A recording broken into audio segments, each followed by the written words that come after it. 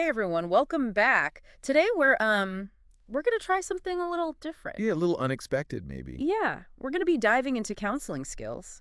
But don't worry. Yeah, no. This isn't turning into a therapy session or anything. Yeah, exactly. We're not going to put it on the couch. Yeah. But we are going to explore how some of these skills that counselors use can actually help us all. In everyday life? Yeah, just navigate life a little smoother. Exactly. Have better conversations, deeper understanding. Right, and we're taking all of this from Yeah, where are we getting this from? this awesome blog post by the Multicultural Counseling Service. Oh, nice. Okay. And you'll be surprised by, like, how much this stuff is actually really helpful Yeah, and how practical it is. outside of a therapist's office. Yeah, for sure. It's like, I don't know, having some kind of secret decoder ring. Ooh, I like that. Yeah, for better conversations, you know? Yeah. Like understanding your friends better or nailing that presentation at work or even just Figuring out what your Right. partner really means when they say, I'm fine. Exactly. That's a good one. Yeah, right. Oh, that's a classic. So one of the first things that this blog post kind of dives into is this idea of attending. Hmm. Now, it might sound kind of basic, but it's really all about giving someone your full, undivided attention. Yeah, that's the foundation of it all. Okay, but I guess my question is like, isn't just listening enough? Do we really need a special term for this, like attending? Well, you see, it's more than just hearing the words, It's about making the other person feel like Oh, truly seen and heard. okay. Like, really think about it. Like, when you're talking to someone and they're constantly on their phone or their eyes are just glazed over, Yeah, it doesn't really make you feel valued. right. No, absolutely not. Don't even Oh. get me started on the phone checkers. It's the worst. It's the worst. Yeah. So, but I see your point. Okay. Yeah. So attending is like active listening, but like Yeah, like on steroids or something. you could say that. It's about using like both your words and also your nonverbal cues Oh. to show that you're really engaged. Oh, interesting. So things like making eye contact, Right. appropriate eye contact, of course, Yeah. but always being sensitive to, cultural differences, Of course. Of course. and having open body language, Okay. and even like little verbal nods, like, Mhm. Okay. I see. Yeah, yeah. These things can go a long way. Okay, so it's really like showing the other person, like, hey, I'm here with you. Tell me more. Exactly. Yeah. Okay, but what about body language? Does it really matter how we sit during a conversation? It totally does. Really? Think about how your own body language changes depending on who you're talking to and what you're talking about. Yeah. Are you leaning in, like eager to hear more? Yeah. Or are you kind of closed off, Yeah. arms crossed, maybe even like slightly angled away? Oh, yeah. I'm so guilty of the arm crossing thing Yes. when I'm feeling defensive, for sure. That's a classic. Yeah. So even those subtle shifts in posture, Uh-huh. they send a message. Wow, they do. Yeah, Okay. and even things like mirroring the other person's body language. Oh. Not in a creepy way, of course. No, no, of course. But that can really help build that rapport Oh, interesting. and make them feel more at ease. Huh. That's fascinating. I'm definitely going to be more aware of my own body language from now on, for sure. It's a game changer. Okay, so we've got attending down, being present physically and mentally. Mm-hmm.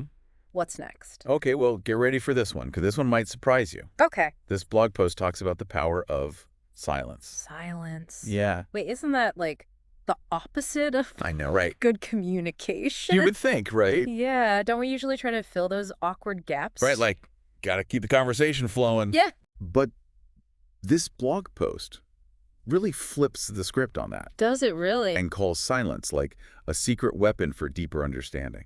Okay, I'm intrigued, but I'm also a little, Skeptical. yeah, a little skeptical. That's fair. Explain yourself. Okay, well, think about it like this. When someone finishes speaking, Mm-hmm. do you always, like, immediately jump in with your response?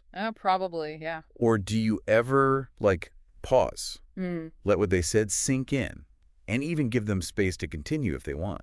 Honestly, I'm more of a jump right in kind of person. I hate awkward silences. Yep. But But I get it. I'm starting to see your point. Maybe those pauses can actually be valuable. Yeah. Okay.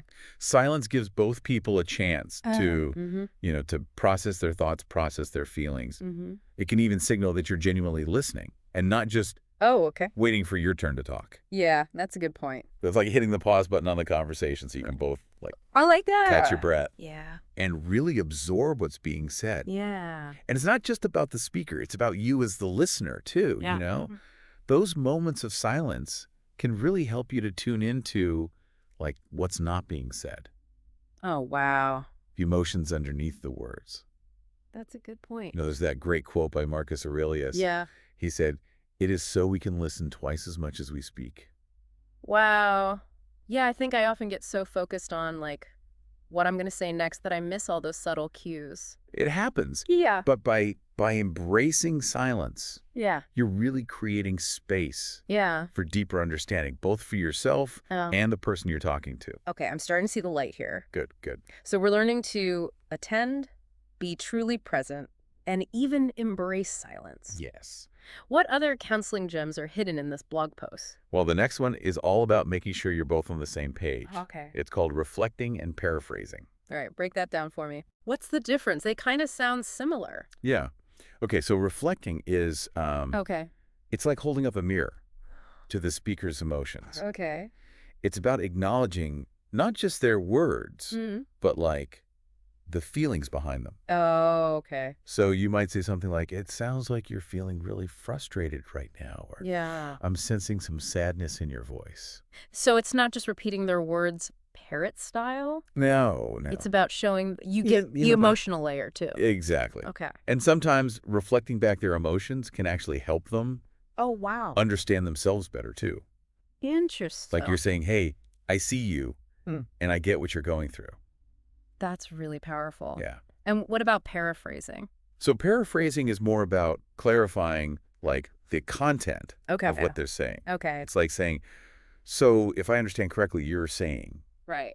and then kind of summarizing their point in your own words. So it's a way to make sure you're both on the same page, fact-wise. Yeah, exactly. Like a little check-in. Yeah, a quick check-in before moving on. Got it. Yeah, and the blog post, it makes this distinction between paraphrasing, Okay. which is good for those like short segments, Uh-huh. and summarizing, Okay. which you might do at the end of, like a longer conversation, Right, right. to kind of recap the main points. Okay, I'm getting the hang of this.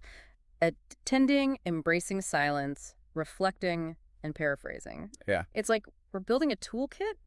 Ooh, I like that. This was super communication. A toolkit for super communication. Yeah. It's already so helpful. What's next? Okay, so let's talk about how to ask the right kinds of questions. Ooh, Because believe it or not, there's an art to it. there is. The blog post calls this section questioning and focusing. Questioning can be tricky.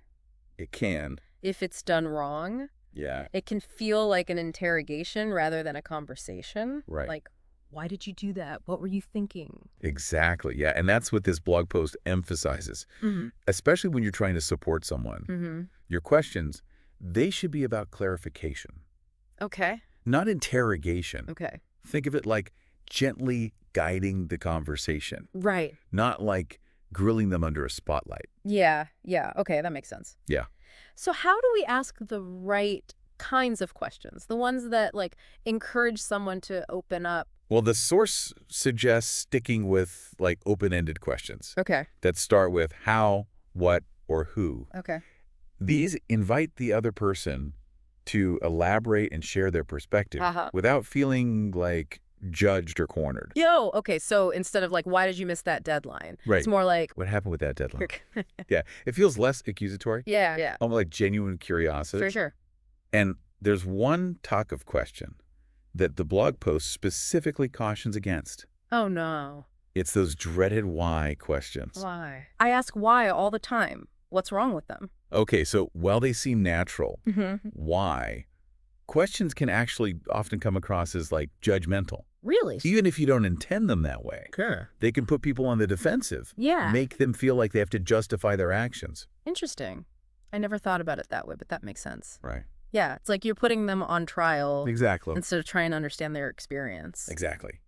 Okay, well, I'm definitely going to be more mindful of how I phrase my questions from now on. Good. So we've got the questioning part down, but what about this focusing thing? Okay. How does that tie into the conversation? So focusing is all about helping the other person to like zero in Okay. on the core issues that they really want to address. Okay. Like gently guiding the conversation back on track if it starts to, like, veer off Right. into unrelated territory. So, like, if you're talking about a work project and they start venting about their annoying neighbor, Exactly, yeah. you could gently steer them back to the task at hand. Exactly. And the expert really emphasizes the importance of self-awareness in this whole process. Okay, I'm a little lost.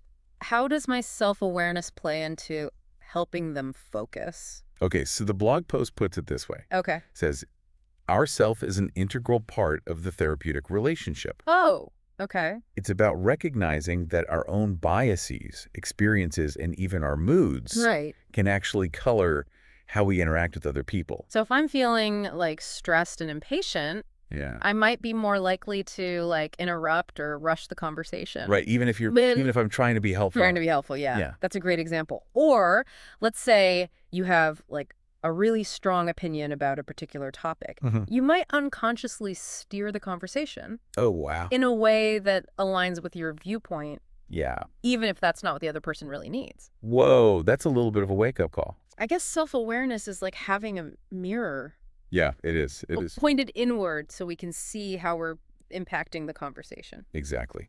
And that's where that focusing comes in, you know. Okay. By being self-aware, Mm-hmm.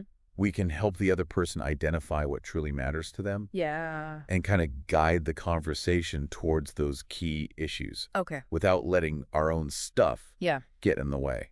This is really making me rethink. I know, it's powerful stuff, right? Yeah, how I approach conversations for sure. It's incredible how much we can learn from these counseling techniques. I know, right. Even if we're not, therapists. Exactly. It's pretty amazing. And we've only just begun to scratch the surface. I know. There's so much more to uncover, especially when it comes to this whole idea of self-awareness and Yeah. how it influences, like, all of our interactions. Wow. But I think before we dive deeper, Okay. let's take a quick pause. Okay, yeah. Let all of this sink in. Yeah, we've covered a lot of ground. We have. We've explored attending, Mm. embracing silence, reflecting and paraphrasing, Yeah. and now questioning and focusing. Yes. It's amazing how many tools we have at our disposal Oh. to improve our communication skills. Yeah, it really is. This is great. And the best part is, we're just getting started. Amazing. There's still so much more to explore, Mm. especially when it comes to self-awareness and its impact on, Right. all our relationships. I can't wait to dive back in. I know, me too. All right, so we'll be right back with part 2 of our deep dive into these counseling skills for everyday life. So don't go anywhere. We'll be right back. Welcome back. Before the break, we were really getting into how much our own self-awareness plays a role in how we communicate.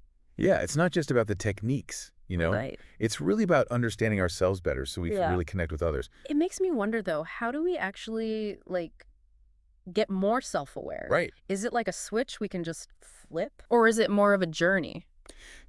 That's a great question. And thankfully, this blog post, Yeah. it gives us some clues. Does it? Okay. Yeah, it suggests that self-awareness is more of a process. Oh, okay. It's like peeling back the layers of an onion Okay. to see what's underneath. So not some, magical state of perfect knowing, Right, exactly. but like an ongoing effort to understand our thoughts, Yeah. our feelings, Mhm. and how they affect our interactions. Yeah, exactly. It's about, introspection, Okay. asking for feedback from people we trust, Uh-huh. and even those moments where we, kind of mess up Right. and realize, okay, I need to work on that. I like that. That feels a lot less intimidating than striving for some Right. impossible ideal. Yeah. It's more about just showing up with curiosity Hmm. and a willingness to learn about ourselves, warts and all. Yeah, I love that. Couldn't have said it better myself. And this blog post, it really emphasizes how crucial this is. For healthy relationships,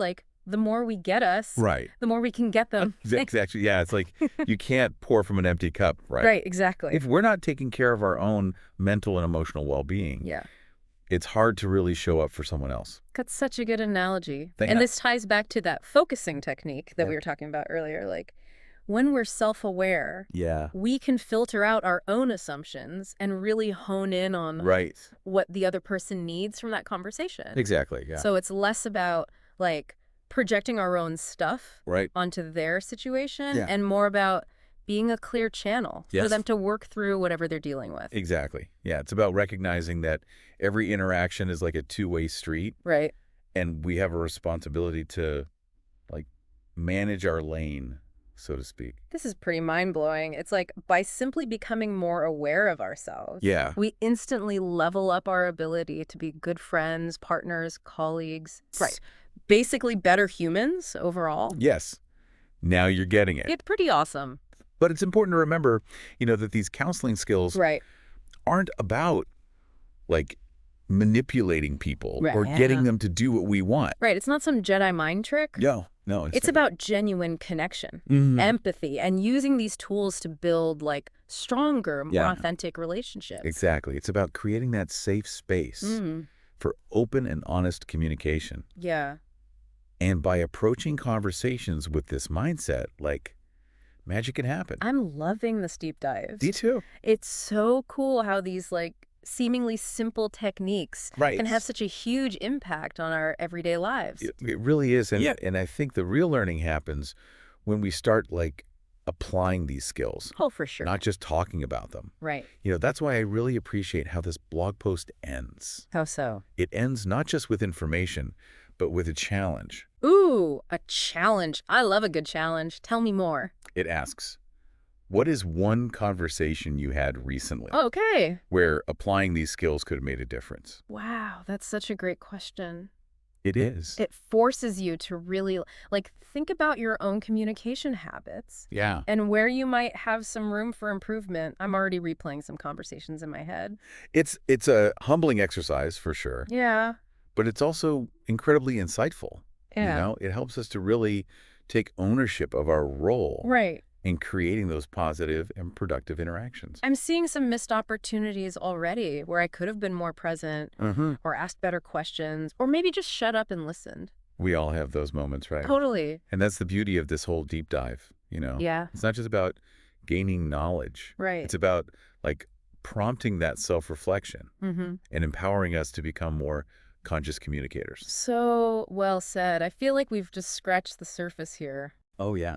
of what we can learn from applying these counseling techniques to our everyday lives. Absolutely. It's so exciting to think about the possibilities. I agree. And the blog post, it even hints at what our next deep dive will be. Oh, does it? Yeah, it's going to be Yeah. focusing on social skills and personal boundaries. Oh, that sounds fascinating. Yeah, it's going to be a good one. I can't wait to unpack that one. Me too. But before we move on, I think it's worth taking a moment to really let all these insights sink in. Mm-hmm. This has been such a rich exploration of It how we has. can use these counseling skills to just transform our everyday interactions. Couldn't agree more. And I think it's important to remember this journey of self-awareness Mm-hmm. and becoming better communicators, it's a marathon, not a sprint. So true. The more we practice, the more naturally these skills will just flow. It's all about progress, not perfection. Exactly. So until next time, let's all try to be a little more mindful, a little more present, Yeah. and see what kind of magic we can create in our conversations. I love that. Sounds good to me. Awesome. All right, we'll be back soon with another deep dive, exploring new ideas and expanding our understanding of the world. Can't wait. Until then, keep those communication muscles flexed. Yes. Welcome back to the deep dive. We're wrapping up our exploration of how these counseling skills can really help us in our everyday lives. It's been a pretty insightful journey, wouldn't you say? Yeah, totally. Hmm. From like learning about the power of silence, which I still can't get over, I know, right? to figuring out how to ask those questions that don't make people feel like they're being interrogated. Yeah. Yeah, it's a real art. It really is. And the thing that keeps coming back to me is how much of this applies to just like everything. Oh, yeah. It's not just about, our personal relationships. It's Well- about how we communicate at work, how we present ourselves, how we just show up in the world. Exactly. And going back to that blog post from the Multicultural Counseling Service, Yeah. their whole point was that these skills aren't just for therapists. They're for everyone. Yeah. It's about, like, leveling up our communication game, building empathy, Mm-hmm. and creating connections that feel more real and meaningful. Yeah. It's not about suddenly becoming a therapist ourselves. No. It's just taking these insights and kind of weaving them into our everyday interactions. Exactly. And, one of those powerful takeaways for me is that focus on self-awareness. Yeah. Yeah. That reminder that our own stuff, our biases, our experiences, even our mood that day, Right. All of it. it all plays into how we interact with other people. It's like we have to understand our own inner landscape before we can really Yeah. connect with someone else's. Couldn't have said it better. Yeah. And it's an ongoing journey, you know? Yeah. But the more we understand ourselves, the better equipped we are to understand and empathize with others. So well said. So as we wrap up this deep dive, what's like the one key takeaway you hope our listeners will walk away with? For me, it's that realization that we have more power than we think when it comes to our interactions, you know? Oh, yeah. We're not just passive participants. Right. We can actually shape how things unfold by being present, really listening, asking thoughtful questions, Yeah. and checking our own biases at the door. I love that. And it's so empowering to remember that communication is a skill. It is. And like any skill, we can practice and get better at it. We absolutely can. So let's all make a commitment to being more conscious communicators. Yes. Bringing a little bit of that counseling magic into our everyday interactions. I love it. Let's do it. Awesome. All right, so that wraps up this deep dive. Yeah. Thanks for joining us, everyone. We'll be back soon with another episode, exploring new ideas and expanding our understanding of the world. Can't wait. Until then, keep diving.